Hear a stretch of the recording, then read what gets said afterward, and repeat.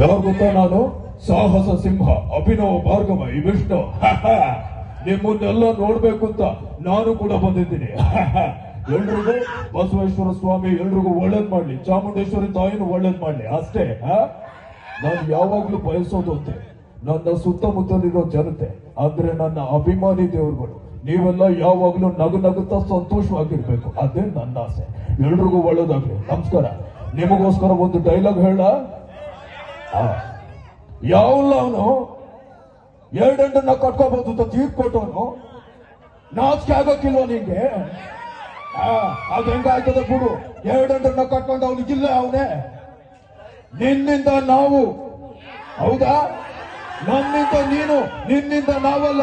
ನಾನು ಮನಸ್ಸು ಮಾಡಿದ್ರೆ ಯಾರನ್ನು ಬೇಕಾದ್ರೂ ಮಂತ್ರಿ ಮಾಡ್ಬೋದು.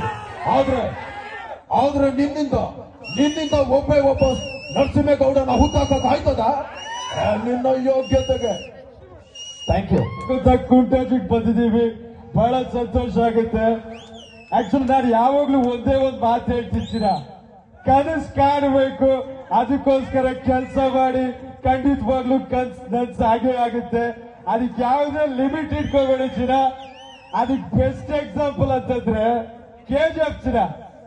ನಾನ್ ಕೆಲಸ ಮಾಡಿರ್ಬೋದು, ಅದ್ರಲ್ಲಿ ನನಸ್ ಮಾಡಿದವರು ನೀವು, ನಮ್ಮ ಅಭಿಮಾನಿಗಳು. ಸೊ ಥ್ಯಾಂಕ್ಸ್ ಹೇಳೋದಕ್ಕೆ ಇಷ್ಟಪಡ್ತೀರಿ. ನಿಮಗೋಸ್ಕರ ಒಂದು ಡೈಲಾಗ್ ಹೇಳ್ಬಿಟ್ಟಿರ್ತೀರ, ಓಕೆನಾ? ಅಂತವಾ ಇಲ್ಲಿ ಯಾರು ಹೀರೋಗಳನ್ನ ಹುಟ್ಟಾಕಲ್ಲ, ನಮಗ್ ನಾವು ಹೀರೋ ಆಗ್ಬೇಕು. ಸ್ಟ್ರೈಟ್ ಆಗಿ ಒಂದು ಮಾತು ಹೇಳ್ತಿದ್ ಕೇಳು. ನುಗ್ಗ ಬುಲೆಟ್ಗೆ ಎದುರುಗಡೆ ಯಾವನಿದ್ರೇನಂತೆ, ನುಗ್ತಾ ಇರೋದು ಸೀಳ್ತಾ ಇರೋದೆ.